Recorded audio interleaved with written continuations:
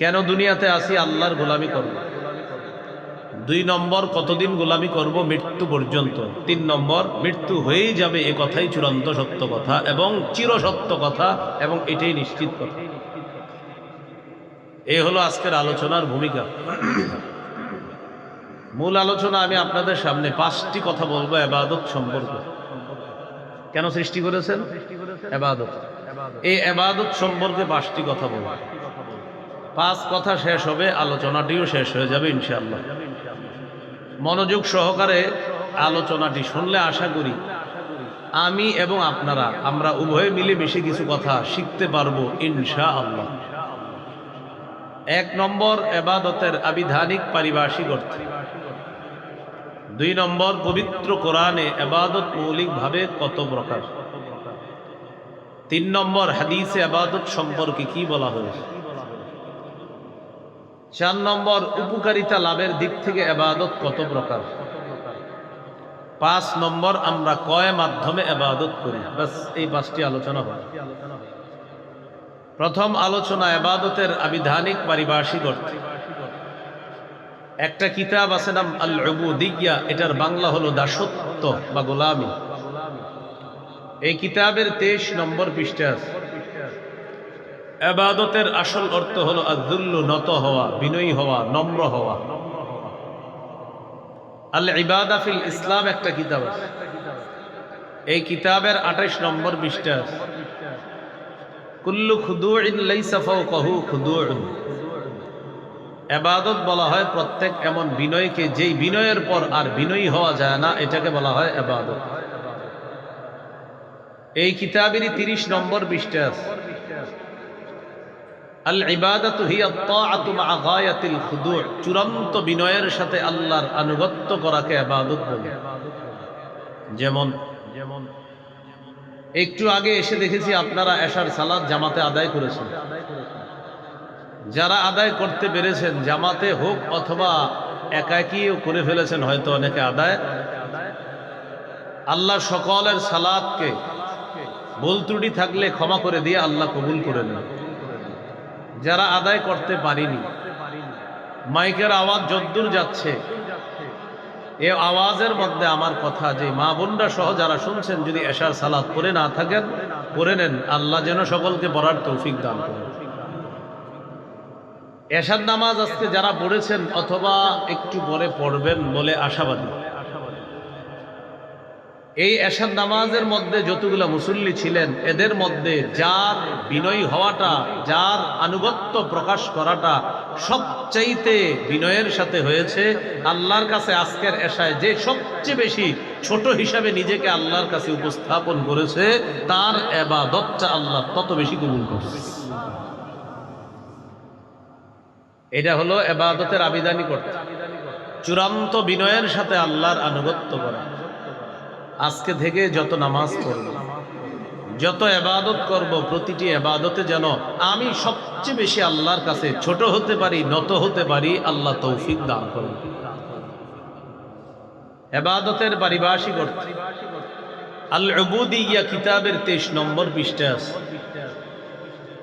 আল ইবাদাতু হিয়া ইসমুন জামিউন লিকুল্লি মা ইউহিব্বুহু আল্লাহু ওয়া ইয়ারদাহু মিনাল আকওয়ালি ওয়াল আ'মালিজ যাহিরা ওয়াল বাতিনা। সহজে অনুবাদ করি আমি।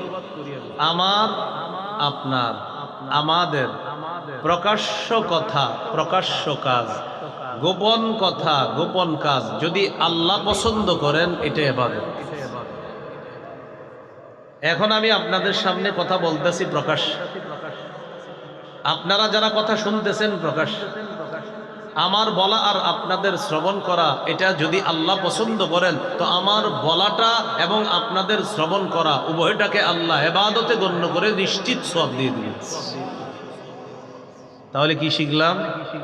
আমাদের গোপনে বলা, গোপনে করা, প্রকাশ্যে বলা, প্রকাশ্যে করা, এটা যদি আল্লাহ পছন্দ করেন, এটাই ইবাদতের মধ্যে আল্লাহ গণ্য করেন। আজকের প্রথম আলোচনা শেষ। 2 নম্বর আলোচনা।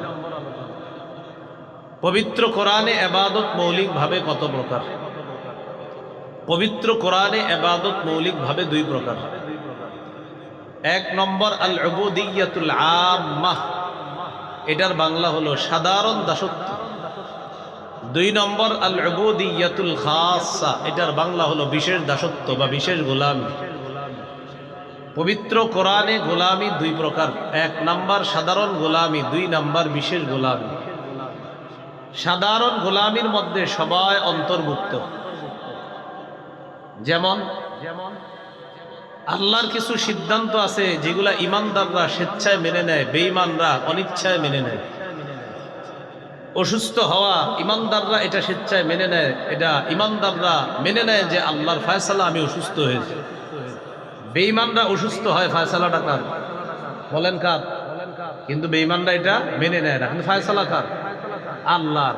তো আল্লাহরই ফয়সালা তারা ফিরাইতেও পারে না। এই যে ফিরাইতে পারে না, এর মানে না চাইলেও এখানে তারা আল্লাহর সিদ্ধান্ত মেনে নিতে হচ্ছে। এটাকে বলা হয় সাধারণ দাসত্ব। ইমানদাররা চাল খায় ডাল খায়, বেঈমানরা চাল ডাল খায়নি। বলেন চাল ডাল কে দেয়? চাল ডালের রিজিকটা আল্লাহ দেয়, এটা হলো আল্লাহর ফয়সালা। ইমানদার স্বেচ্ছায় মানে, বেঈমানরা চাল ডাল আল্লাহর থেকে নেয়, কিন্তু বেঈমানরা এটা স্বীকার করে না। এটাকে বলা হয় সাধারণ দাসত্ব। আল্লাহর কোনো ফয়সালা বেঈমানরা স্বীকার করে না যে এটা আল্লাহ, কিন্তু বাধাও দিতে পারে না। এই যে আল্লাহর ফয়সালাটা অনিচ্ছায় হলেও মেনে নিচ্ছে, এটা সাধারণ দাসত্ব বা সাধারণ গোলামি। সূরা মারইয়ামের 93 নম্বর আয়াতে আল্লাহ বলেন, ইন কুল্লু মান ফিস সামাওয়াতি ওয়াল আরদি ইল্লা আতির রহমানি আবদা। আসমান জমিনের যত মানুষ আছে, আসমান জমিনের যারা আছে, সবাই রহমানের কাছে দাস রূপে উপস্থিত হবে। সবাই রহমানের কাছে দাস হয়ে উপস্থিত হবে। 2 নম্বর বিশেষ দাসত্ব বা বিশেষ গোলামি। বিশেষ গোলামির মধ্যে সবাই অন্তর্ভুক্ত না, বিশেষ গোলামির মধ্যে শুধুমাত্র আল্লাহর বিশেষ বান্দা যারা, তারা অন্তর্ভুক্ত, তথা ইমানদাররা। বলেন আলহামদুলিল্লাহ। সূরা ফুরকানের 63 নম্বর আয়াতে আল্লাহ বলেন, ওয়া ইবাদুর রহমানিল্লাযীনা ইয়ামশুনা আলাল আরদি হাওনা। রহমানের বান্দা তারা যারা জমিনে নত হয়ে চলে, বিনয়ী হয়ে চলে।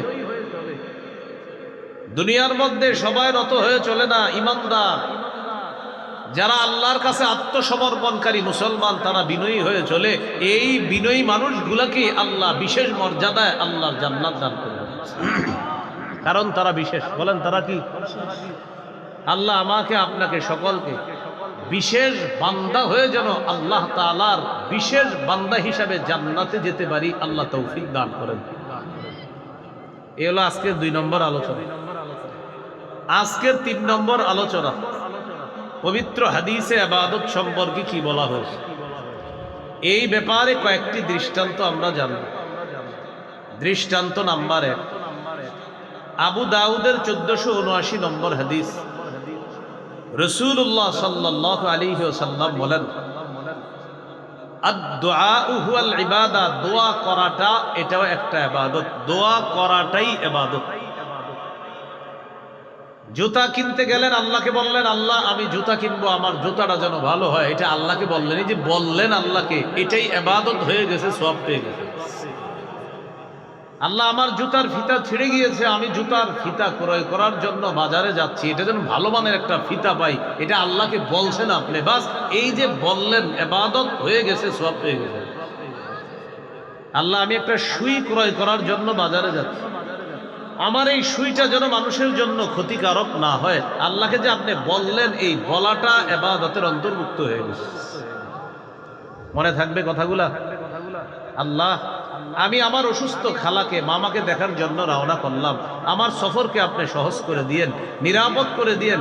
আমি যেন নিরাপত্তার সাথে, নিরাপদে, জান মালের অ্যাক্সিডেন্ট থেকে হেফাজত হয়ে আমি আমার অসুস্থ খালাকে দেখে আবার যেন আমি নিরাপদে ফিরে আসতে পারি।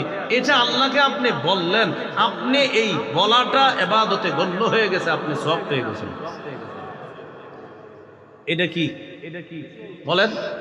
আল্লাহকে আপনি বললেন, আল্লাহ আমি এখন একটা টিস্যু ক্রয় করব, এই টিস্যুটা যেন আমার নাকের জন্য ক্ষতিকারক না হয়, এটার ঘ্রাণ যেন আমার জন্য কোনো অস্বস্তির কারণ না হয়। এটা আল্লাহকে বললেন, এটাও আপনার ইবাদতে গণ্য হয়ে যাবে। এই জন্য বুঝাইতে চাইলাম দোয়া করা ইবাদত, ছোট থেকে ছোট এগুলাও রাসূল সাল্লাল্লাহু আলাইহি সাল্লাম বলছে আল্লাহর কাছে চাও। এই জন্য আল্লাহর কাছে খুব বেশি পরিমাণে দোয়া করা, চাওয়া। কত পরিমাণ চাইবেন? আমার পাশে যিনি বসা আলেমে দিন, তিনি যদি আমাকে ৩-৪ বার ডাক দেয়, 5 বারের বার আমি রাগ হয়ে বলবো কি হয়েছে আপনি বলেন, এতবার ডাকেন কেন, রাগ হয়ে যান। একবারে বলবো বলেন, আবার বলবে বলবো বলেন, আবার বলবে বলবো বলেন, আবার বললে একটু রাগ হয়ে বলবো হ্যাঁ বলেন, আবার বললে আরে কি হয়েছে বলেন। মানুষকে বারবার ডাকলে মানুষ রাগ করে, আল্লাহকে না ডাকলে আল্লাহ রাগ করে। মানুষকে বারবার ডাকলে রাগ হয়ে যায়, এই এত বেটার বেটার করেন বলে ফেলছে। আল্লাহকে না ডাকলে আল্লাহ রাগ করে, সুবহানাল্লাহ। এটাই খালেক আর মাখলুকের পার্থক্য। মাখলুককে বারবার ডাকলে মাখলুক মেজাজ খারাপ করে, খালেককে না ডাকলে খালেক রাগ হয়ে যায়। মাল্লাম ইয়াসআলিল্লাহ ইয়াগদাব আলাইহি, রাসূলুল্লাহ সাল্লাল্লাহু আলাইহি সাল্লাম বলেন আল্লাহর কাছে না চাইলে আল্লাহ রাগ করে, মানুষের কাছে বারবার চাইলে মানুষ রাগ করে। ভিক্ষুক একবার, 2 বার, 3, 4 বার, 5 বার চাইলে রাগ করে বলে এই বেটা তোরে কতবার দেব, যা। আমার রবের কাছে না চাইলে রব রাগ করে। এবার আপনারা আমারে বলেন রবকে কতবার ডাকা দরকার? বলেন হিসাব ছাড়া, বলেন কতবার ডাকা দরকার? কারণ আমার রব না ডাকলে রাগ করে।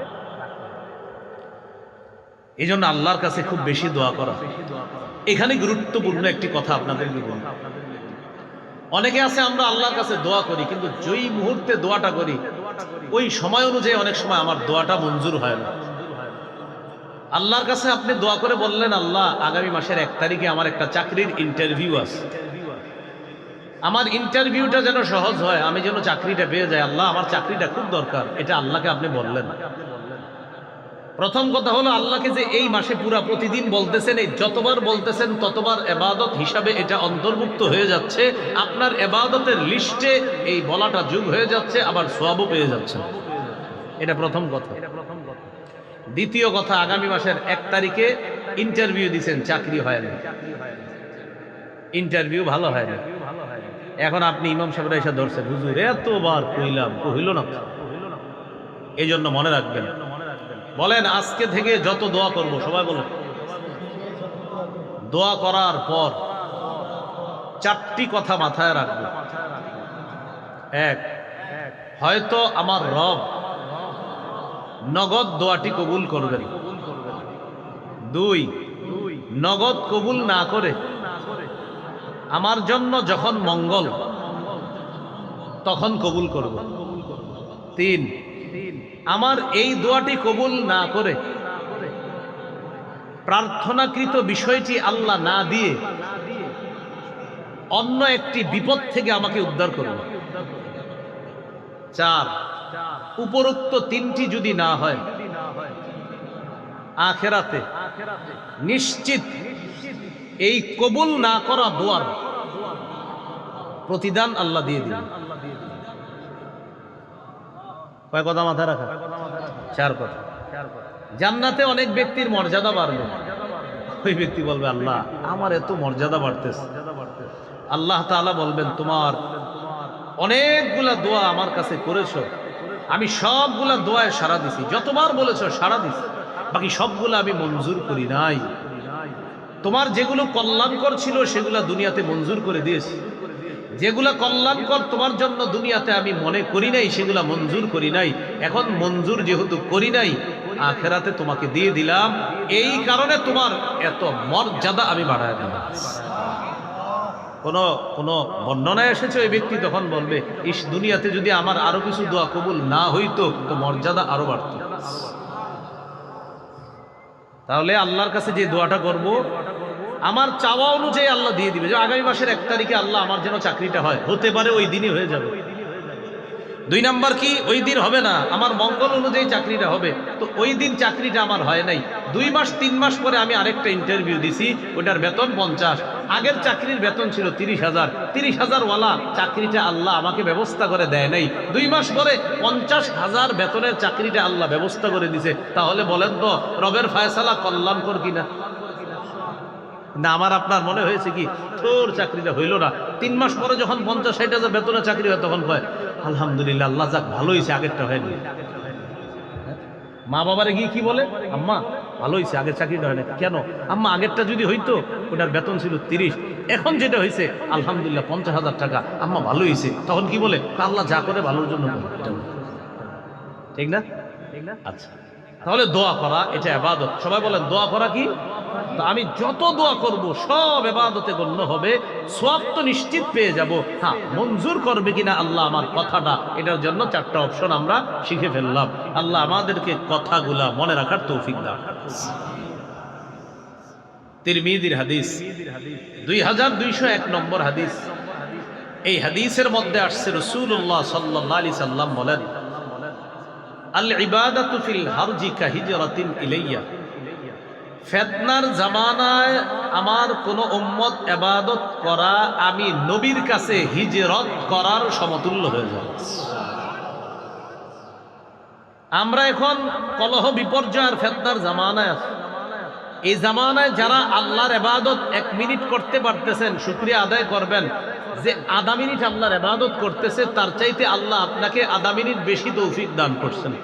যে ব্যক্তি আল্লাহকে 100 বার ডাকার সুযোগ পেয়েছেন, সুযোগ পাওয়ার পর শুকরিয়া আদায় করবেন যে 99 বার রবকে ডেকেছে, আলহামদুলিল্লাহ আল্লাহ ওর চেয়ে একবার আমাকে বেশি স্মরণ করার তৌফিক দান করছে। যে 100 বার 1000 বার আল্লাহকে ডাকার সুযোগ পাবেন, শুকরিয়া আদায় করবেন।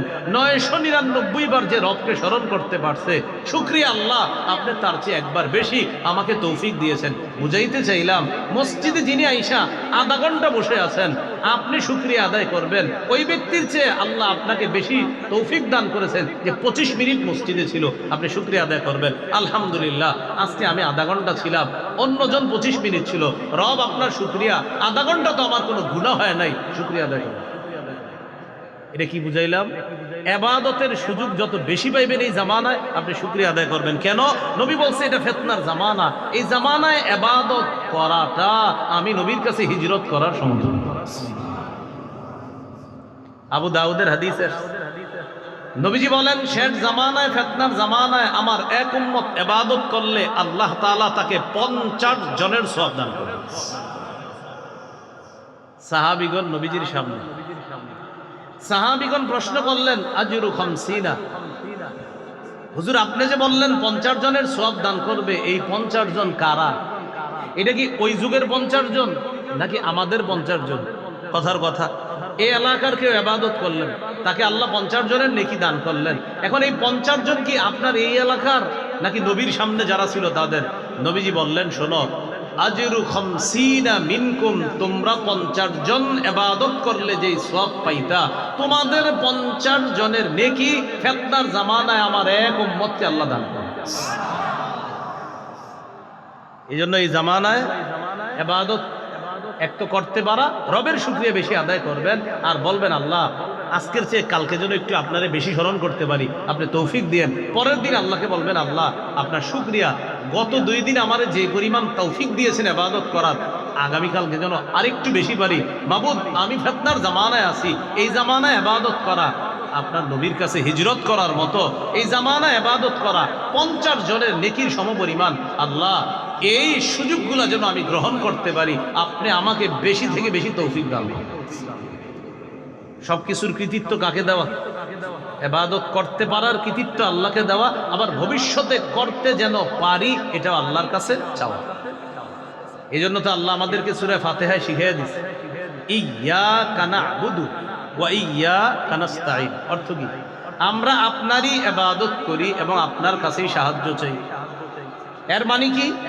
এর মানে তাফসীর এটাও একটা, এই যে এশার নামাজ বললাম, আল্লাহ আমরা আপনারই ইবাদত করি, এর মানে এশার নামাজটা এটা আপনার ইবাদত। ওয়া ইয়্যাকা নাস্তাঈন, আবার আপনার কাছেই সাহায্য চাই, এর মানে হলো আল্লাহ আগামী যে ফজরের নামাজটা আছে এটা যেন পড়তে পারি, আপনার কাছে অগ্রিম সাহায্য চেয়ে রাখলাম, আপনি তৌফিক দিন। এটা ইয়্যাকা না'বুদু ওয়া ইয়্যাকা নাস্তাঈন অনেকগুলো তাফসীরের এটা একটা তাফসীর, যে আল্লাহ আপনার তো ইবাদত করি আমরা, এই যে নগদ ইবাদত করতেছি, পরবর্তী ইবাদতটা যেন করতে পারি, ওয়া ইয়্যাকা নাস্তাঈন সাহায্য চাই আপনার কাছে, আপনি তৌফিক দিয়েন যেন পরের ইবাদতটা করতে পারি। আরেকটা হাদিস শুনেন, মুসনাদে আহমদ হাদিসের কিতাব 6895 নম্বর হাদিস। এই হাদিসের মধ্যে আসছে রাসূলুল্লাহ সাল্লাল্লাহু আলাইহি সাল্লাম বলেন, ইন্নাল আবদা ইযা কানা আলা তরিকাতিন হাসানাতিন মিনাল ইবাদা সুম্মা মারিদা কিলা লিল মালাকিল মুআক্কাল বিহি উকতুব বিমিসলি আমালিহি ইযা কানা তালিকা। কোন ব্যক্তি ইবাদতের সুন্দর একটা পদ্ধতি গ্রহণ করেছে, এই ব্যক্তি নিয়মিত ইবাদতটা করে, সুম্মা মারিদা, একদিন অসুস্থ হয়ে গেছে। এইখানে যারা আছেন অভ্যাস আছে একজনের নিয়মিত 10 পৃষ্ঠা কোরআন তেলাওয়াত করে, ফজরের পরে 10 পৃষ্ঠা পড়ে, মাগরিবের পরে 10 পৃষ্ঠা নিয়মিত উনি এক পারা কোরআন তেলাওয়াত বললাম, অথবা সকালে 5 পৃষ্ঠা, সন্ধ্যায় 5 পৃষ্ঠা, এইভাবে নিয়মিত 10 পৃষ্ঠা কোরআন তথা আধা পারা কোরআন পড়ে নিয়মিত। এখন এই ব্যক্তি ইবাদত করে, প্রতিদিন কোরআন পড়ে, রব খুশি হয়। একদিন অসুস্থ হয়ে গেছে, এই দিন আর কোরআন পড়তে পারতেছে না। হাদিসে আসছে, নবীজি বলেন, কোন বান্দা যদি ইবাদতের সুন্দর একটা পদ্ধতি গ্রহণ করার পর অসুস্থ হয়ে যায়, আর যদি সে ওই ইবাদতটা করতে না পারে, আপনি প্রতিদিন কোরআন পড়তেন, হঠাৎ আজকে অসুস্থ হয়ে গেছেন, আজকে ইবাদতটা করতে পারেন না, আপনি যেই টাইমে কোরআনটা পড়তেন ওই টাইমে উজরের কারণে শুয়ে আছেন, আল্লাহ ফেরেশতাকে বলে, ও ফেরেশতা, আমার বান্দা সুস্থ থাকলে আজকে ইবাদত করত, ও মাজুর উজরের কারণে আজকে ইবাদত করতে পারতেছে না, সমস্যা কি? আমি আল্লাহ তো কম দিতে পারি না। ও এই টাইমে অন্যান্য দিন ইবাদত করলে যে সওয়াবগুলা লেখতা, আজকেও ইবাদত না করলেও অতীতের সওয়াবগুলার মতো আজকেও সওয়াব লিপিবদ্ধ করে দিয়েছে। এজন্য বলেন, ইবাদত করবেন নি? সবাই বলেন, আল্লাহ তৌফিক দান করে। তাহলে দোয়া করা, বলেন ইবাদত, দোয়া করা, এই যুগে ইবাদত করা নবীর কাছে কি করা সমতুল্য? হিজরত করার। আর আরেকটা জানলাম, নিয়মিত সুন্দর ইবাদত যদি করতে পারি, হঠাৎ অসুস্থ হয়ে গেল, আল্লাহ মায়া করে ওই ইবাদত করাকালীন যে সওয়াবটা আল্লাহ দিতেন, ওজরের কারণে শুয়ে আছি, আল্লাহ সওয়াব বন্ধ করবেন না। আরেকটা হাদিস শুনেন, সহিহুল জামে হাদিসের কিতাব 4214 নম্বর হাদিস। এই হাদিসের মধ্যে আসছে, ফাদলুল ইলমি আহাব্বু ইলাইয়া মিন ফাদলিল ইবাদা। সাধারণ জনগণের নফল ইবাদতের মর্যাদার চাইতে আলেমের ইলম অন্বেষণের মর্যাদা আমি নবীর কাছে আরো বেশি দামি। সুবহানাল্লাহ। সাধারণ জনগণের নফল ইবাদতের মর্যাদা অনেক বেশি। আলেম ইলম অন্বেষণ করে ঘরে বৈশা বৈশা, এই আলেমের ইলম অন্বেষণের মর্যাদা সাধারণ জনগণের নফল ইবাদতের মর্যাদার চাইতে ক্ষেত্র বিশেষ নবীর কাছে বেশি প্রিয়, বেশি দামি। এটার কারণ কি? একজন আলেমের ইলম অন্বেষণ করার পর, সঠিক বিদ্যা অর্জন করার পর, তার এই সঠিক বিদ্যা একটা জাতির পরিবর্তন হয়, একটা সমাজের পরিবর্তন হয়। এই জন্য আলেমের ইলম অন্বেষণের মর্যাদা, আল্লাহ রাসূল বলেন, সাধারণ জনগণের নফল ইবাদতের মর্যাদার চেয়ে আরো বেশি। কারণ আলেমের এক কথায় একটা জাতির মধ্যে পরিবর্তন এসে যেতে পারে। এটা হলো আলেমের ইলম অন্বেষণের একটা আলাদা পাওয়ার। সঠিক বিদ্যার কারণে একটা জাতিকে আল্লাহ পরিবর্তন করে দেয়। আল্লামা আহমদ শফী রহমতুল্লাহ আলাইহি এক আহ্বানে পুরা বাংলাদেশের মুসলমান এক হয়েছিল কিনা বলে? তাহলে আলেমের ইলম অন্বেষণ ক্ষেত্র বিশেষ, আলেমের মর্যাদা আল্লাহর কাছে অনেক বেশি। তো যাই হোক, মানে আপনারা ইবাদত ছেড়ে দিয়ে না। হাদিসের অনুবাদ কি? সাধারণ জনগণের নফল ইবাদতের মর্যাদা, মর্যাদা তো অবশ্যই আছে। তো বলছে আলেমের ইলম অন্বেষণের মর্যাদা, এটাও ইবাদত। সাধারণ জনগণ নফল নামাজ পড়া, এটাও ইবাদত। আলেম ইলম অন্বেষণ করা, এটাও ইবাদত। উভয়টা ইবাদত। নবী বলেন, ক্ষেত্র বিশেষ আলেমের ইলম অন্বেষণ নামক ইবাদত যেটা, এটার মর্যাদা আমার কাছে আরো বেশি। সুবহানাল্লাহ। আল্লাহ আমাদেরকে কথাগুলো মনে রাখার তৌফিক দান করেন। এই হলো হাদিসে ইবাদত সম্পর্কে কিছু গুরুত্বপূর্ণ বিষয় আমরা জানলাম। 1 নম্বর আলোচনা গেল আবিধানিক পারিভাষিক অর্থ। 2 নম্বর আলোচনা গেল পবিত্র কোরআনে ইবাদত গোলামি বা দাসত্ব 2 প্রকার। 3 নম্বর আলোচনা গেল পবিত্র হাদিসে ইবাদতের প্রায়োগিক অর্থ।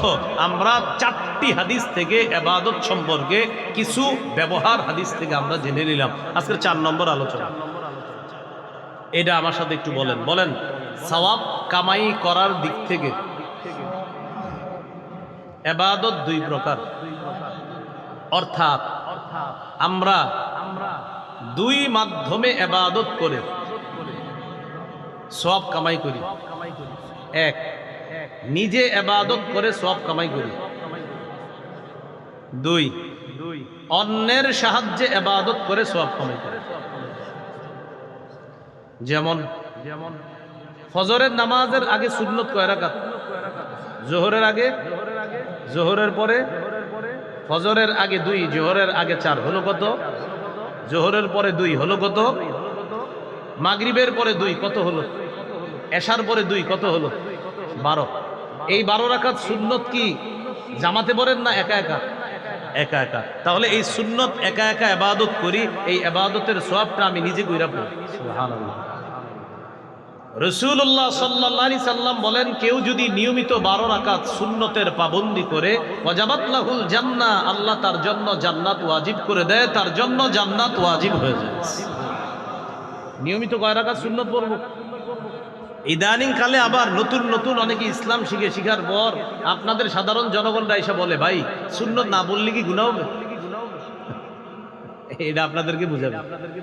এই জাতীয় কথা যারা বলবে, আপনার সাথে পাল্টা প্রশ্ন করবেন, ভাই গুনাহ হবে না সওয়াব হবে, এটার আগে আপনার কাছে আমি জানতে চাই, আপনি বলেন আপনার জন্য জান্নাত ওয়াজিব হোক, এটা কি আপনি চান নাকি চান না? এখন বলেন মুসলমান হইলে কি বলবে?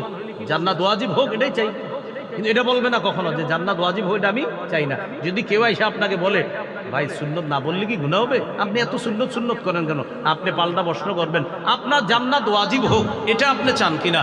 যদি বলেন হ্যাঁ, মুসলমান হিসাবে তো হাই বলবে, আর যদি না বলে তাহলে তো আপনি বলবেন, ভাই আপনি যেহেতু নাই বলছেন আপনার সাথে কথা নাই আমার। যদি বলে হ্যাঁ আমি চাই, তাহলে বলবেন তো নিয়মিত 12 রাকাত সুন্নত পড়বেন। হাদিসে আসছে, কেউ যদি নিয়মিত 12 রাকাত সুন্নতের পাবন্দি করে, ওয়াজাবাত লাহুল জান্নাহ, তার জন্য জান্নাত ওয়াজিব হয়ে যায়।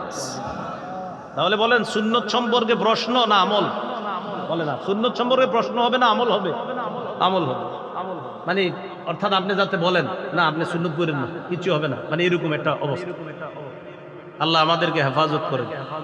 যারা নিয়মিত সুন্নত ছেড়ে দেয়, সুন্নত ছাড়তে ছাড়তে এক পর্যায়ে ওরা ফরজও ছেড়ে দিবে, মনে রাখবেন। এই জন্য সুন্নতগুলোও গুরুত্ব দিব, ফরজগুলোর তো গুরুত্ব দিতেই হবে, কোনো সন্দেহ নেই। সফরে থাকলে ভিন্ন মাসালা, কিন্তু আপনি যখন কোনো কাজ কর্ম নাই, সফরে নাই, তখন আপনি এই মাসালা, এই প্রশ্ন কেন জিজ্ঞাসা করেন, ভাই সুন্নত কি পড়তেই হবে? আমি জানতে চাই আপনি সুন্নতটা না পড়ে করবেনটা কি, সেটা বলেন। আপনি এত কি কাজ আছে যে আপনি সুন্নত পড়বেন না? এটা এসে জিজ্ঞাসা কখন ইমাম সাহেবরে, আপনার 1টা বাজার 10 মিনিট আগে, জামাত হলো 1টায়, মানে জামাতের এখনো 40 মিনিট বাকি আছে, ওই টাইমে এসে কয়, হুজুর সুন্নত না বললে কি কিচ্ছু হবে? আরে ভাই 40 মিনিট তো এখনো আছে, আপনি কি করবেন সেটা বলেন। কিছু করবে না, উনি ফিতনা করবে এলাকায়, এটাই উদ্দেশ্য। তাহলে সওয়াব কামাই করার দিক থেকে ইবাদত কয় প্রকার? 1 নাম্বার, নিজে ইবাদত করে সওয়াব কামাই করা, যেমন সুন্নত নামাজগুলা পড়া।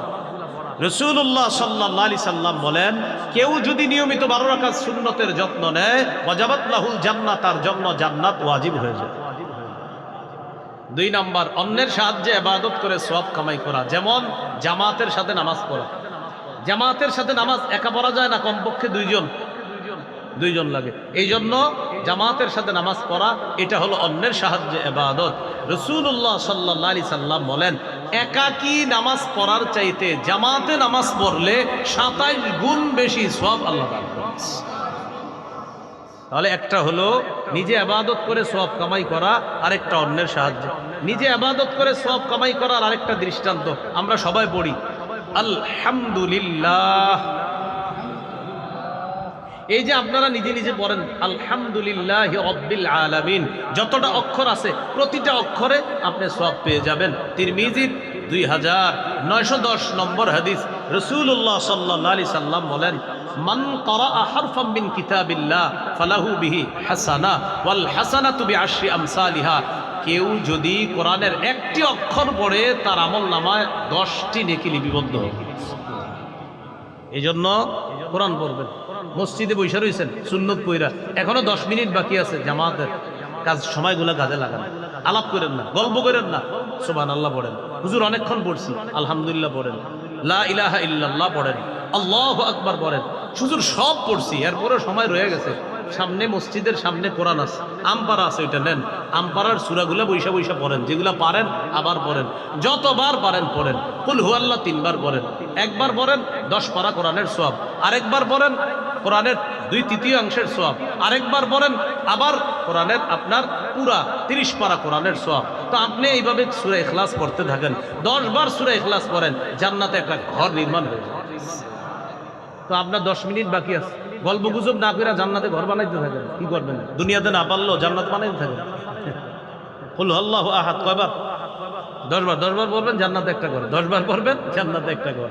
সুবহানাল্লাহ। এই জন্য মাঝে মাঝে 10 তলা 20 তলার দিকে যখন দুনিয়াতে তাকাইবেন, তাকানোর পর মনের মধ্যে যখন আফসোস আসবে, 10 তলা বিল্ডিংটা যদি আমার হইতো, সাথে সাথে 10 বার সূরা ইখলাস পড়বেন, কইরা 10 তলার দিকে তাকায় বলবেন, তুমি 10 তলা তো কি হইছে, আমিও জান্নাতে একটা বানাইছি। তোমারটা ক্ষণস্থায়ী, আমারটা চিরস্থায়ী। সুবহানাল্লাহ। কি মনে থাকবে ইনশাআল্লাহ? জান্নাতের যেটা, এটা কি চিরস্থায়ী, আর দুনিয়ারটা।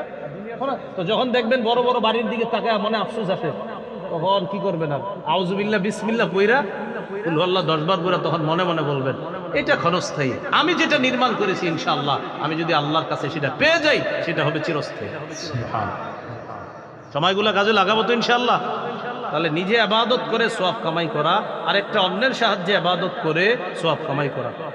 অন্যের সাহায্যে ইবাদত করে সওয়াব কামাই, যেমন আরেকটা দৃষ্টান্ত, সহিহ বুখারীর বর্ণনা 5353 নম্বর হাদিস। রাসূলুল্লাহ সাল্লাল্লাহু আলাইহি সাল্লাম বলেন, আস-সাঈ আলাল আরবিলাতি ওয়াল মিসকিন কাল মুজাহিদি ফি সাবিলিল্লাহ আও ইস-সাইবিন নাহার আল কাইমিল লাইল আল কানিতি বিআয়াতিল্লাহ। কোন ব্যক্তি অসহায় মানুষের সহযোগিতায় এগিয়ে যাওয়া, বিধবা নারীর সহযোগিতায় এগিয়ে যাওয়া, আল্লাহর রাস্তায় মুজাহিদ জিহাদ করলে যে সওয়াব, কোন ব্যক্তি সারাদিন নফল রোজা রাখলে যে সওয়াব, সারা রাত তাহাজ্জুদ পড়লে যে সওয়াব, অসহায় আর বিধবাদের সহযোগিতায় এগিয়ে গেলে এই সবগুলার সওয়াব আল্লাহ এই এক ব্যক্তিকেই দান করেন। এটা অন্যের সাহায্যে সওয়াব। আল্লাহ আমাদের সকলকে ইবাদত করে যে সওয়াব কামাই করার সিস্টেমটা, একটা হলো নিজে ইবাদত করে প্রচুর সওয়াব কামাই করব, আর একটা হলো অন্যের সাহায্যে ইবাদত করে যে সওয়াবগুলা, সেগুলো আমরা কামাই করার চেষ্টা করব। আল্লাহ তাআলা তৌফিক দান করেন। আজকের সর্বশেষ আলোচনা, পঞ্চম আলোচনা, এটা আমার সাথে একটু বলেন যেন মনে থাকে। বলেন, মাধ্যম হিসাবে ইবাদত 5 প্রকার, অর্থাৎ আমরা 5 মাধ্যমে ইবাদত করি। 1 কলব দিয়ে, 2 মুখ দিয়ে, 3 শরীর দিয়ে, 4 অর্থ সম্পদ দিয়ে, 5 শরীর এবং অর্থ দিয়ে। কয় মাধ্যমে ইবাদত করি? আমি আরেকবার বলি, এবার আপনারা বলবেন না, খালি শুনবেন, পরের বার আপনারা বলবেন। আমি বলছি, আমরা 5 মাধ্যমে ইবাদত করি। 1 কলব দিয়ে, 2 মুখ দিয়ে, 3 শরীর দিয়ে, 4 অর্থ সম্পদ দিয়ে, 5 শরীর এবং অর্থ সম্পদ দিয়ে। এবার আপনারা বলেন, কয় মাধ্যমে ইবাদত করি? 1 নম্বর, 2 নম্বর, 3 নম্বর, 4 নম্বর, মাশাআল্লাহ, 5 নম্বর। 1 নম্বর, এটাকে বলে আত্মিক ইবাদত। বলেন, কি বলে? মানে আত্মার সাথে সম্পর্ক। 2 নম্বর কি দিয়ে? এটাকে বলে মৌখিক ইবাদত। 3 নম্বর কি দিয়ে? এটাকে বলে শারীরিক ইবাদত। 4 নম্বর কি দিয়ে? এটাকে বলে আর্থিক ইবাদত। 5 নম্বর কি দিয়ে? এটাকে বলে আর্থিক এবং শারীরিক ইবাদত। তাহলে এবার আসি মূল আলোচনায়। কয় মাধ্যমে ইবাদত করি? 1 নম্বর কি দিয়ে? কলব দিয়ে। এটাকে কি বলে? আত্মিক ইবাদত। যেমন বিশুদ্ধ নিয়ত করা, এটা কলবের ইবাদত। এশার নামাজ পড়ার জন্য বের হয়েছেন, মসজিদে এসে এশার নামাজ পড়বেন, ঘর থেকে আজান শোনার পর শুধু নিয়ত করলেন এখনই বের হবো এশার নামাজ পড়ার জন্য। নিয়ত করার সাথে সাথে এই নিয়তটা ইবাদতে গণ্য হয়ে সওয়াব পেয়ে গেছেন। সহিহ বুখারীর 1 নম্বর হাদিস, ইন্নামাল আমালু বিন্নিয়াত। আমলের প্রতিদান নিয়তের সাথে। আমলের প্রতিদান নিয়তের সাথে। কিসের সাথে? নিয়তের। এখানে অনেক ছাত্র আছে, এই মাদ্রাসার ছাত্র যারা আছি, মনে রাখবো, আমরা যারা পড়াশোনা করব, মৌলিক 4টি নিয়ত থাকতে হবে আমাদের। বলেন, এলমে দ্বীন অর্জন করব, কয় নিয়ত থাকবে? 4 নিয়ত। 1 নম্বর নিয়ত আল্লাহকে খুশি করা। 1 নম্বর নিয়ত কাকে খুশি করা? আল্লাহকে খুশি করা, এটা এক নম্বর নিয়ত থাকবে, আল্লাহকে খুশি করা। না আল্লাহর খুশি ছাড়া আপনি এলেম অর্জন করতে পারবেন না। নাসাইর হাদিস 3140 নম্বর হাদিস, রাসূলুল্লাহ সাল্লাল্লাহু আলাইহি সাল্লাম বলেন, ইন্নাল্লাহা লা ইয়াকবালু মিনাল আমালি ইল্লা মা কানা লাহু খালিসা ওয়া বাতুগিয়া বিহি ওয়াজহুহু। আল্লাহ ততক্ষণ বান্দার ইবাদত আমল কবুল করেন না যতক্ষণ সেটা ইখলাসের সাথে না হবে এবং আল্লাহকে খুশি করার জন্য না হবে। তাহলে বলেন তো ইলমে দ্বীন অর্জন করব, মৌলিক কয়টা নিয়ত থাকবে? এক নাম্বার কাকে খুশি করার নিয়ত, আল্লাহকে। দুই নাম্বার আমি যে ইলম শিখলাম এই ইলম অনুযায়ী আমি আমল করব, এটা দুই নাম্বার নিয়ত। তিরমিজির হাদিস 2416 নম্বর হাদিস, রাসূলুল্লাহ সাল্লাল্লাহু আলাইহি সাল্লাম বলেন, লা তাজুলু কদামা ইবনি আদম হাত্তা ইউসআলা আন খামস। কিয়ামতের ময়দানে আদম সন্তানের দুই পা নড়বে না 5টি প্রশ্ন করার আগ পর্যন্ত। এক নম্বর প্রশ্ন জীবন সম্পর্কে, দুই নম্বর যৌবন সম্পর্কে, তিন নম্বর সম্পদ সম্পর্কে, মিন আইনা ইকতাসাবা, সম্পদ কোত্থেকে কামাই করেছে, চার নাম্বার অফিমা আনফাকা, কোথায় ব্যয় করেছে, তিন নাম্বারটা কোথা থেকে আয় করেছে, চার নাম্বার কোন খাতে ব্যয় করেছে। গুরুত্বপূর্ণ কথা। অনেক মানুষ কামাই করে হালাল কিন্তু খরচ করে হারাম খাতে। হালাল খাতে আপনার কামাই করে, ভালো খাত থেকেই কামাই করে কিন্তু খরচ করে হারাম খাতে। হালাল টাকা কামাই করে জুয়া খেলছে। এখন আপনারা বলেন, হালাল কামাই করে এই যে জুয়া খেললো, ব্যয় কি হালাল হলো না হারাম হলো? মাশাআল্লাহ, হালাল উপার্জন। এই হালাল উপার্জনের মাধ্যমে সে গানের কনসার্টে সহযোগিতা করলো, বলেন তার হালাল দিয়ে যে ব্যয় করলো, ব্যয়ের খাত কি হালাল হলো না হারাম হলো? হারাম হলো। এই জন্য খাত হালাল হতে হবে, ইনকামের উপার্জন যেখান থেকে করা এটাও হালাল হতে হবে, আর যেখানে ব্যয় করা এটাও হালাল হতে হবে। তিন নাম্বার তুমি কোথা থেকে কামাই করেছো, চার নাম্বার কোন খাতে ব্যয় করেছো, পাঁচ নাম্বার প্রশ্ন হবে বিমাজা আমিলা ফিমা আলিমা, যা জেনেছে এই জানা অনুযায়ী আমল করেছে কিনা, এটা হবে পাঁচ নাম্বার প্রশ্ন। তাহলে বলেন তো একটু আপনাদেরকে পরীক্ষা করি, কয় নিয়তে ইলমে দ্বীন শিক্ষা করবে? এক, কাকে খুশি করা। দুই নাম্বার এলেম অনুযায়ী আমল করা।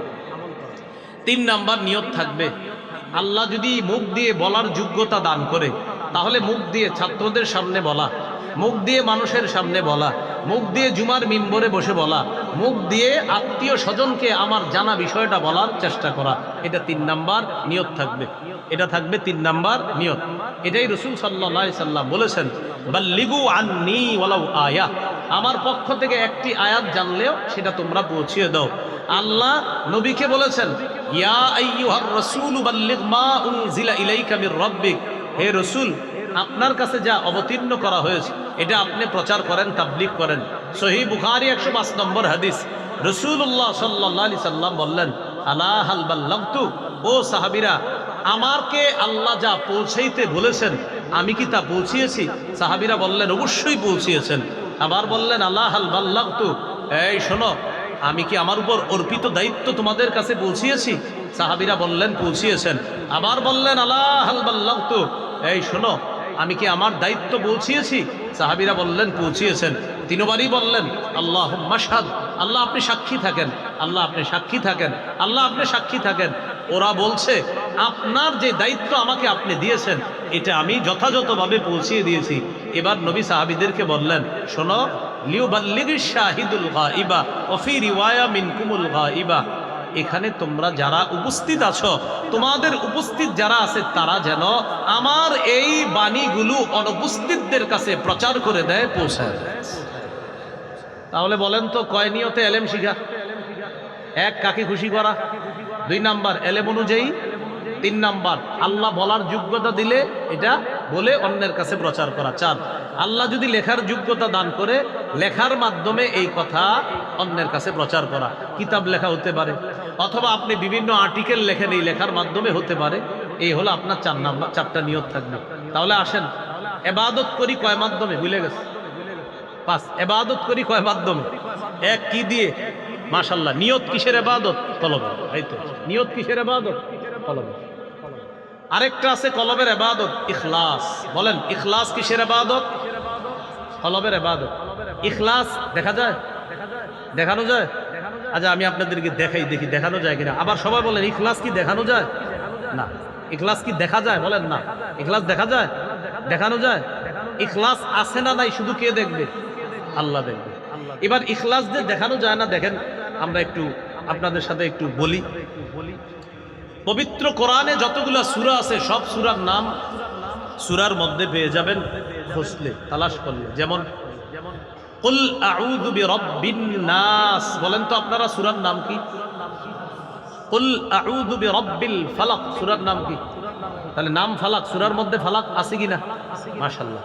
তাব্বাত ইয়াদা আবি লাহাব সূরার নাম কি? লাহাব আসেনি সূরায়? আচ্ছা। ইযা জাআ নাসরুল্লাহি ওয়াল ফাতহ সূরার নাম কি? নাসর আসেনি? কুল ইয়া আইয়ুহাল কাফিরুন সূরার নাম? সূরার মধ্যে কাফিরুন আছে? আচ্ছা। ইন্না আ'তাইনাকাল কাউসার সূরার নাম? আরাআইতাল্লাযী ইউকাযযিবু বিদ্দীন শেষ আয়াত হলো ওয়ায়ামনাউনাল মাউন সূরার নাম? লিইলাফি কুরাইশ সূরার নাম?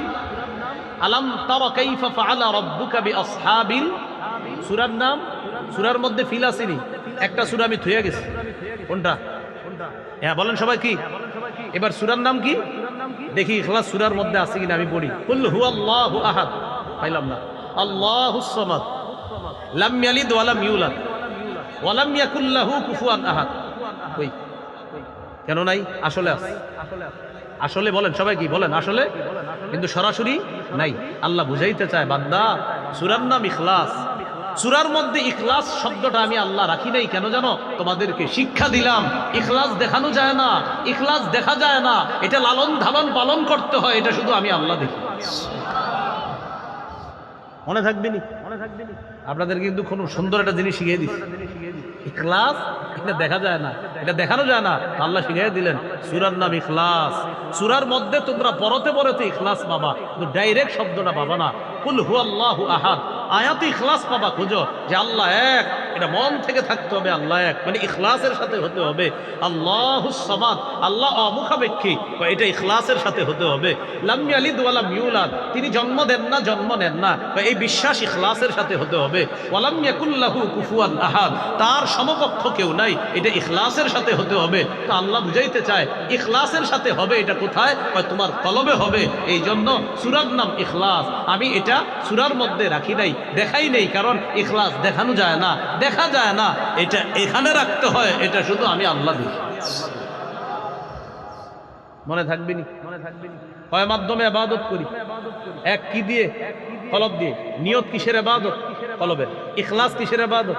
মাশাআল্লাহ, কলবের ইবাদত। আরেকটা আছে, বলেন বিশ্বাস, কলবের ইবাদত।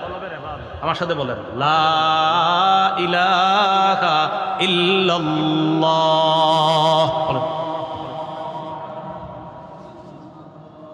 আল্লাহ ছাড়া কোনো ইলাহ নাই, এই বিশ্বাস অন্তরে রাখা অন্তরের ইবাদত। তাহলে নিয়ত অন্তরের ইবাদত, ইখলাস অন্তরের ইবাদত, লা ইলাহা ইল্লাল্লাহর বিশ্বাস এটা অন্তরের ইবাদত। আল্লাহ কথাগুলা মনে রাখার তৌফিক দান করেন। কয় মাধ্যমে ইবাদত করি? এক কি দিয়ে? কলব। দুই নম্বর জানি কি দিয়ে ইবাদত করি? মুখ। মুখের ইবাদত যেমন তিলাওয়াতুল কুরআন, কোরআন তেলাওয়াত করা, এটা মুখের ইবাদত। কি করা? কোরআন তেলাওয়াত করা, এটা মুখের ইবাদত। এই ইবাদত তো আমাদের শুধু রমজানে হয়। রমজান মাসে অনেকে কোরআন খতম দেয়, 1 2 3 4 খতম। 27 রমজান, 27তম রজনীতে ইমাম সাহেবের কাছে একটা চিঠি লেখ, হুজুর দাদার জন্য 1 খতম, দাদির জন্য 1 খতম, নানার জন্য 1 খতম, নানির জন্য 1 খতম, আর 14 গোষ্ঠীর যারা মারা গেছে তাদের জন্য আরেক খতম। খতমগুলো আপনি বকশায়া দিয়েন। কি করে দিয়েন? বকশায়া দিয়েন। উনি খারাপ নিয়তে এটা লেখা নাই, কিন্তু আমি আপনাদেরকে জিজ্ঞাসা করতে চাই, এই যে হুজুরে লেখলেন বকশায়া দিয়েন, বকশানোর আগে কই ছিল এটা? না আমারে বুঝাই দেন, আমারে বুঝাই দিলে আমিও বকশাবো। আপনি যে লেখলেন 27তম রজনীতে হুজুর দাদার জন্য 1 খতম, দাদির জন্য 1 খতম, বকশায়া দিয়েন মানে পৌঁছায়া দিয়েন। আচ্ছা হুজুরে পৌঁছানোর আগে এটা কই ছিল? মানে বাতাসে ঘুরতেছিল? হ্যাঁ, বুঝা গেছে না? তো আপনি কেন আবার লিখতেছেন বকশায়া দিয়েন? এটা লিখবেন হুজুর আমি 3 খতম 4 খতম কোরআন পড়েছি, মানুষ হিসাবে নিশ্চিত আমার অনেক ভুল হয়ে গেছে হুজুর, আমি আল্লাহর কাছে বলছি আল্লাহ যেন মাফ করে। আপনিও একটু আল্লাহকে আমার জন্য বললেন, আল্লাহ যেন আমার ভুলগুলো মাফ করে দিয়ে আমার এই পূর্ণ খতমকে আল্লাহ কবুল করে নেয়, এই কথাটা আল্লাহ এইভাবে আমরা এখন থেকে দোয়া চাইব। এটা না বলা বক্সায় দেন, উনি বক্সানোর কে? আল্লাহ আমাদেরকে কথাগুলা বোঝার তৌফিক দান করে। তিলাওয়াতুল কোরআন বলতেছিলাম, এটা অনেক মুসলমান রমজান মাসে শুধু পড়ে। তো 27তম রজনীতে কোরআন খতম করার পর স্ত্রীকে বলে মলাটের মধ্যে কোরআনটা রাইখা দাও, আবার আগামী রমজানে ইনশাআল্লাহ বাঁচায় রাখলে আবার দিবা। 27তম রজনীতে কোরআন তেলাওয়াতও শেষ হয়, আর অনেক মুসলমানের তারাবির নামাজও শেষ হয়ে যায়। 28, 29, 30তম রজনী যদি আল্লাহ দিয়ে দেয় আর কি, ওই দিনগুলোতে আল্লাহ বাঁচাইছে যে রোজা রাখে। আল্লাহ জানে কয়দিন পরে এই 27 পর্যন্ত যে কোন ফেতনা আসে আমি চিন্তা আছি। এখন আপনার তেলাওয়াত ছেড়ে দেয় 27-এর পরে, আর তারাবিটাও ছেড়ে দেয়। কবে থেকে মানুষ এটা নিয়ে আবার বইলা ফেলে আল্লাহ হেফাজত করুক যে 27তম রোজা রাখছি, তারপরে এখন আপনারা বলেন 27তম রোজার পরে তারাবি আসেনি আরো, তো বলেন ওই পরের দিনেই 27তম রজনীতে মসজিদ ভৈরা মাঠেও মুসল্লি, 28তম রজনীতে 1.5 কাতা। কোথায় গতকালকের মুসল্লিরা কোথায় গেল? ভাই এই ভুলগুলা করেন না, তারাবি পড়বেন। রমজান মাস যতদিন রাখছে আল্লাহ ততদিন তারাবি। আল্লাহ আমাদেরকে মনে রাখার তৌফিক দান করে।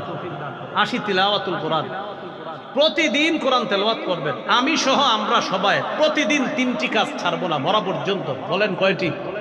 বলেন কোরআন তেলাওয়াত, 5 ওয়াক্ত নামাজ, সাধ্য অনুযায়ী দান সদকা। আবার কোরআন তেলাওয়াত, 5 ওয়াক্ত নামাজ, সাধ্য অনুযায়ী দান সদকা, এই 3টি আমল বলেন কেউ যদি নিয়মিত করে, সে আল্লাহর সাথে এমন ব্যবসা করবে যেই ব্যবসায় কোনো লস নাই, শুধু লাভ আর লাভ। বলেন তো লাভজনক ব্যবসা প্রতিদিন কয় আমল? 3 আমল। কোরআন তেলাওয়াত, 5 ওয়াক্ত নামাজ, সাধ্য অনুযায়ী দান সদকা। সূরা ফাতির 30-31 নম্বর আয়াতে আল্লাহ বলেন, ইন্নাল্লাযীনা ইয়াতলুনা কিতাবাল্লাহ ওয়া আকামুস সালাহ ওয়া আনফাকু মিম্মা রাযাকনাহুম সিররাও ওয়া আলানিয়া ইয়ারজুনা তিজারাতাল লান তাবুর। যারা নিয়মিত কোরআন তেলাওয়াত করবে এবং 5 ওয়াক্ত সালাত আদায় করবে এবং আল্লাহর দেয়া রিজিক থেকে গোপনে প্রকাশ্যে দান করবে, ইয়ারজুনা তিজারা, তারা এমন ব্যবসার আশা করে, লান তাবুর, যে ব্যবসা কখনো ধ্বংস হবে না, লাভ আর লাভ। এজন্য পদ্ধতিটা এভাবে করবেন, প্রতিদিন ফজর দিয়ে আপনার সকাল শুরু হবে, ফজরের পর কোরআন তেলাওয়াত করবেন। এরপর যখন অফিসে যাবেন, চাকরিতে যাবেন, কাজে যাবেন, যাওয়ার সময় সাধ্য অনুযায়ী 2, 5, 10 টাকা যা পারেন দান করে এই 3টি আমল নিয়মিত করবেন ইনশাআল্লাহ। তাহলে 2 নম্বর মৌখিক ইবাদত। মৌখিক ইবাদতের মধ্যে একটা ইবাদত হলো তিলাওয়াতুল কোরআন, কোরআন তেলাওয়াত করা। করবনি নিয়মিত ইনশাআল্লাহ। আল্লাহ মৌখিক ইবাদত আরেকটা জিকরুল্লাহ, আল্লাহর জিকির করা। রাসূলুল্লাহ সাল্লাল্লাহু আলাইহি সাল্লাম বলেন, আহাব্বুল কালামি ইলাল্লাহি আরবা, আল্লাহর কাছে 4টি কথা সবচেয়ে পছন্দের। 1 নম্বর সুবহানাল্লাহ, 2 নম্বর আলহামদুলিল্লাহ, 3 নম্বর লা ইলাহা ইল্লাল্লাহ, 4 নম্বর আল্লাহু আকবার। এই 4টার মধ্যে সবচেয়ে শ্রেষ্ঠ হলো আফজলুজ যিকরি লা ইলাহা ইল্লাল্লাহ, আল্লাহর কাছে সবচাইতে শ্রেষ্ঠ জিকির লা ইলাহা ইল্লাল্লাহ। তিরমিজির হাদিস 3592 নম্বর হাদিস। রাসূলুল্লাহ সাল্লাল্লাহু আলাইহি সাল্লাম বলেন, মা ক্বালা আবদুন ক্বাত্তু লা ইলাহা ইল্লাল্লাহ খালিসান মুখলিসান, কোন ব্যক্তি যদি ইখলাসের সাথে একবার পড়ে লা ইলাহা ইল্লাল্লাহ, ইল্লা ফুতিহাত লাহু আবওয়াবুস সামাই হাত্তা তুফজিয়া ইলাল আরশ, আসমানের সবগুলা দরজা খুলে দেওয়া হয় তার লা ইলাহা ইল্লাল্লাহ যেন আরশ পর্যন্ত পৌঁছে যায়। তাহলে বলেন আমরা কয় মাধ্যমে ইবাদত করছি? এদিকে তাকায় সবাই, ইনশাআল্লাহ শেষ করে দিচ্ছি, কিছুক্ষণের মধ্যে ইনশাআল্লাহ শেষ করে দিচ্ছি। আমরা 5 মাধ্যমে ইবাদত করি। 1 নাম্বার কলব দিয়ে, 2 নাম্বার আমরা মুখ দিয়ে ইবাদত করি। মৌখিক ইবাদত একটা হলো তিলাওয়াতুল কোরআন, আরেকটা হলো জিকরুল্লাহ, আল্লাহর জিকির করা। মৌখিক ইবাদত আরেকটা, সেটা হলো সত্য কথা বলা। কি কথা বলা? হ্যাঁ বলেন সবাই, কি বলা? সত্য কথা বলা। এই বিষয়টার অভাব সবার মধ্যে আছে। এই জামানায় কেউ যদি আবু বকর সিদ্দিক রাদিয়াল্লাহু তাআলা আনহুর মতো সিদ্দিক, এই যে সিদ্দিক উপাধিটা, এই উপাধি এই জামানায় যদি কেউ পেতে চায়, বুখারীর বর্ণনা, রাসূল সাল্লাল্লাহু আলাইহি সাল্লাম বলেন, কোন ব্যক্তি যদি নিয়মিত সত্য কথা বলে, সকাল বিকাল উঠতে বসতে সত্য কথা বলে, হাত্তা ইউক্তাবা ইনদাল্লাহি ওয়া ফি রিওয়ায়া ইয়াকুনা ইনদাল্লাহি সিদ্দিকা, আল্লাহর খাতায় তার নামটা সিদ্দিক বলে লিপিবদ্ধ হয়ে যায়। তাহলে এই যুগেও সিদ্দিক হওয়ার সুযোগ আছে। এই জন্য জবান নিয়ন্ত্রণ করা। এর বর্ণনা, রাসূল সাল্লাল্লাহু আলাইহি সাল্লাম বলেন, মান কানা ইউমিনু বিল্লাহি ওয়াল ইয়াউমিল আখির ফালইয়াকুল খায়রা আও লিয়াসমুত, যে ব্যক্তি আল্লাহর আখিরাতকে বিশ্বাস করে সে যেন বললে উত্তম কথা বলে অথবা চুপ থাকে। এই জন্য আমরা সবাই একটু প্র্যাকটিস করি, বলেন, বললে ভালো বলবো, না পারলে চুপ থাকবো, চুপ থাকতে না পারলে ঘুমায়া থাকবো। বললে ভালো কথা বলবেন। এই সামনে একটা সময় আসতেছে আমাদের দেশে, হুদাই আপনার মঞ্চে বসে কিছু কই, এই কিছুদিন পরে এরকম একটা পরিস্থিতি আমাদের দেশে আসবে, মানে আপনার ইবলিস খালি খোঁচাবে, তুইও ক কিছু। তা আপনার যখন এরকম মুখ খালি চলতে চাইবে, মানে খালি মুখ উল্টা পাল্টা বলতে চাইবে, আপনি তখন বলবেন, ইবলিস তুমি আমার সাথে ঝামেলা করো না, আল্লাহুম্মা বিসমিকা আমুতু। আপনি বললে সত্য কথা বলবেন, না পারলে চুপ থাকবেন। আর যদি এটাও না পারেন, ইবলিসরে বলবেন ঝামেলা করবা না, আল্লাহুম্মা বিসমিকা আমুতু, আর টেনশন নাই, ঘুমায় যাবে। এই জন্য হাদিসে আসছে, মান সামাতা নাজা, চুপ থাকবে সে নাজাত পেয়ে যাবে। তাহলে 5 মাধ্যমে ইবাদত করি। 1 নাম্বার কলব দিয়ে, 2 নাম্বার মুখ দিয়ে ইবাদত করি, 3 নম্বর শরীর দিয়ে ইবাদত করি। এটাকে বলে শারীরিক ইবাদত। শারীরিক ইবাদতের মধ্যে শ্রেষ্ঠ ইবাদত নামাজ। আমার সাথে একটা কথা বলেন, তারপর নামাজ সম্পর্কে একটি হাদিস শোনাচ্ছি। বলেন, হাজারো ব্যস্ততার মাঝে একটি কাজ সর্বাধিক গুরুত্ব দিব, নামাজ। আবার হাজারো ব্যস্ততার মাঝে একটি কাজ সর্বাধিক গুরুত্ব দিব, নামাজ। ছাত্র ভাই যারা আছেন, পড়ার টেবিলের সামনে এটা লেখা রাখবেন যে আমার হাজারো ব্যস্ততার মাঝে একটি কাজ সবচেয়ে গুরুত্ব দিতে হবে, নামাজ। অফিসে যারা চাকরি করেন, আপনার চেয়ারটা যেখানে আছে সামনে লিখে রাখবেন, হাজারো ব্যস্ততার মাঝে একটি কাজ কখনো ভুলে যেও না, সেটা হলো নামাজ। আল্লাহ তাআলা হাদিসে কুদসির মধ্যে বলেন, তাফাররাগ লিইবাদাতি, আমার ইবাদতের জন্য একটু সময় বের করো বান্দা। আমলা সদরকা গিনা, আমি তোমার অন্তর ধনাঢ্যতায় পরিপূর্ণ করে দিব। ওয়া আসুদ্দা ফাকরা, আমি তোমার দারিদ্রতা দূর করে দেব। তাহলে হাজারো ব্যস্ততার মাঝে সবচেয়ে গুরুত্ব দিব একটি কাজ, সেটা হলো কি? মনে থাকবে তো ইনশাআল্লাহ? রাসূলুল্লাহ সাল্লাল্লাহু আলাইহি সাল্লাম বলেন, আরাআইতুম লাউ আন্না নাহরান বিবাবি আহাদিকুম ইয়াগতাসিলু ফীহি কুল্লা ইয়াউমিন 5 মাররাত। আচ্ছা, তোমাদের কারো বাড়ির সামনে একটা পুকুর আছে, ওই পুকুরে কোনো ব্যক্তি দৈনিক 5 বার গোসল করে, বলো তো তোমরা, হাল ইয়াবকা মিন দারানিহি শাইউন, ওই ব্যক্তির শরীরে কোনো ময়লা থাকবে? এক ব্যক্তির বাড়ির সামনে একটা পুকুর আছে, বাড়ির মালিক ওই পুকুরে দৈনিক 5 বার গোসল করে। সাহাবীদেরকে রাসূলুল্লাহ সাল্লাল্লাহু আলাইহি সাল্লাম জিজ্ঞাসা করলেন, বলো তোমরা তার শরীরে কোনো ময়লা থাকবে? সাহাবীরা বললেন, লা ইয়াবকা মিন দারানিহি শাইউন, তার শরীরে কোনো নাপাকি থাকবে না। রাসূলুল্লাহ সাল্লাল্লাহু আলাইহি সাল্লাম বললেন, ফাযালিকা মিথলুস সালাওয়াতিল খামস ইয়ামহুল্লাহু বিহিন্নাল খাতায়া, যেমনি ভাবে দৈনিক 5 বার কোনো ব্যক্তি গোসল করলে তার শরীরে কোনো ময়লা অবশিষ্ট থাকে না, নিয়মিত কেউ যদি 5 ওয়াক্ত সালাত আদায় করে, আল্লাহ তাআলা তার গুনাহগুলা ধুয়ে মুছে সাফ করে দেন। তাহলে হাজারো ব্যস্ততার মাঝে একটি শারীরিক ইবাদত সবচেয়ে গুরুত্ব দেওয়া, এটার নাম কি? নামাজ। মনে থাকবেন ইনশাআল্লাহ। মাইকম্যান ভাই যারা আছে, ওই মাইকম্যান ভাই, নামাজ পড়েননি ডেলি? আপনি যে এত মাহফিল করেন, এই যে প্রতিদিন মাহফিল করেন, কিছুদিন পরে তো ডেলি মাহফিল করবেন, শ্রোতাদের চেয়ে মাহফিল বেশি শুনে কে? মাইকম্যান। কি ঠিক নেই? মাইকম্যান ভাই, আমরা বলি না যে উনি নামাজ পড়ে না, আমরা আশাবাদী পড়ে। আপনার মালিককে বলবেন নিয়মিত যেন আপনাদেরকে নামাজ পড়ায়। না মাইক ঠিক আছে, মাইক সমস্যা নেই, আপনি মাইকে সমস্যা নেই, আপনি নামাজ পড়বেন ডেলি। বলেন ইনশাআল্লাহ, এই সবাইরে বলেন ইনশাআল্লাহ। নামাজ ডেলি পড়লে আল্লাহ বরকত দিবে।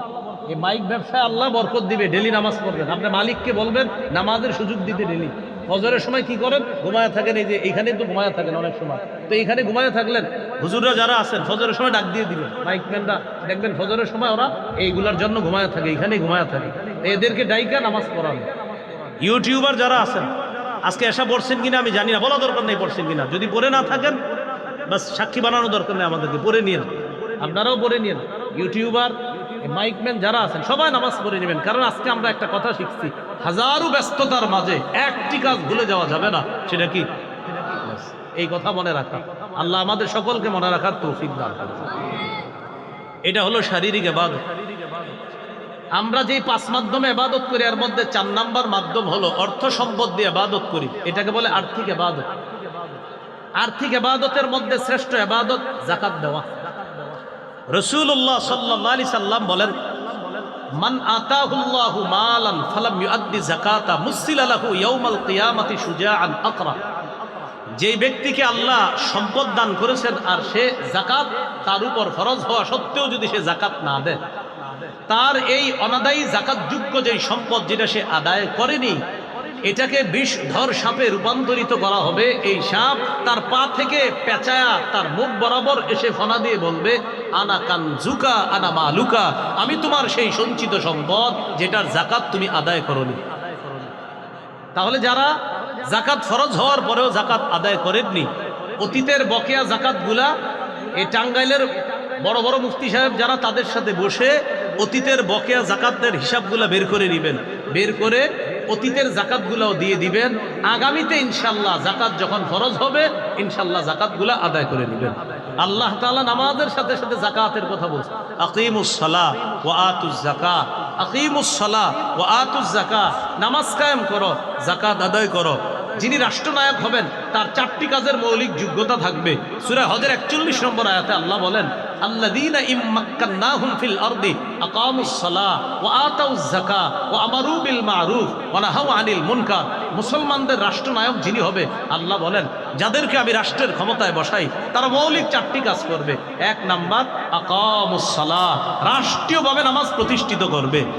এলাকায়, সমাজে, ঘরে, বাহিরে রাষ্ট্রে নামাজ প্রতিষ্ঠিত করা, এটা রাষ্ট্রপ্রধানের দায়িত্ব হবে একটা। ও আতাউজ যাকাত, যাকাত আদায় করবে।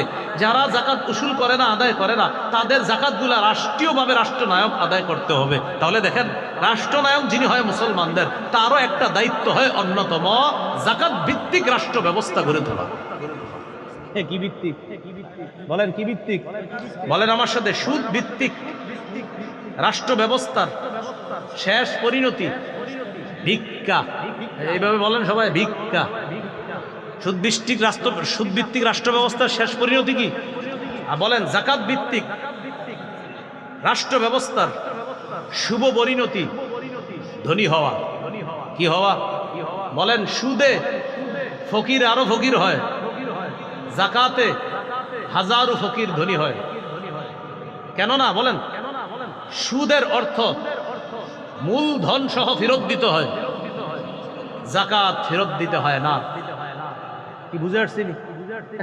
সুদ আবার দিতে হয়, দাও দাও, মূলটাও দাও, সুদও দাও। একজন ধনী হয়, 100 জন গরিব হয়।